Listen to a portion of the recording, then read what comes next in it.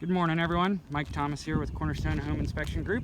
At this morning's home inspection, doing the roof portion of the inspection, something we commonly come across is damage to plumbing vent pipe flashing from squirrels. Their teeth grow continuously.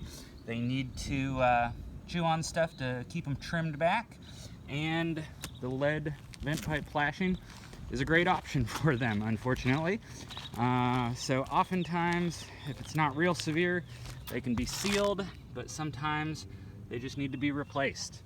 Definitely worth checking because it is a source for moisture intrusion.